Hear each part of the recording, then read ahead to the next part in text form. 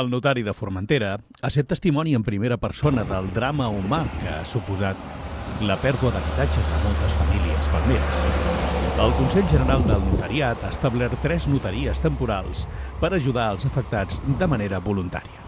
En la labor de reconstrucción o de recuperación de la documentación que les permita acreditar cuáles son sus derechos en relación con una posible indemnización o de cara a una futura expropiación forzosa, pues que puedan acreditar que realmente son propietarios, eran propietaris del terreno i de les edificacions i de l'estat en el que s'encontraven.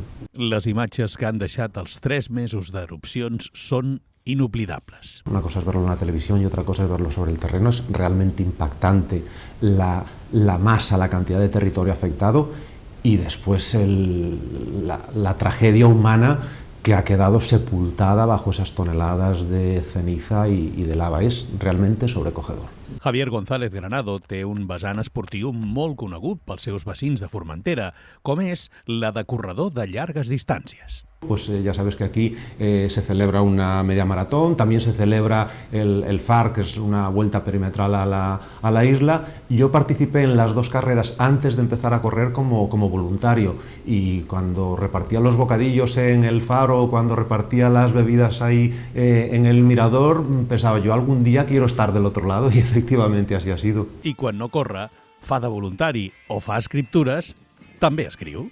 Bueno, yo creo que el que es escribano lo es siempre, y esto sí, yo desde siempre había escrito para mí relatos cortos, fragmentos a veces un poco inconexos, y poco a poco pues también surge el interés por darle un poco de forma a todo esto, y han salido estos 6 más 6 relatos cortos.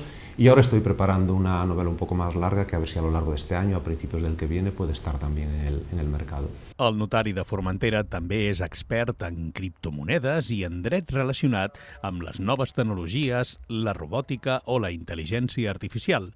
Però d'això ja en parlarem un altre dia.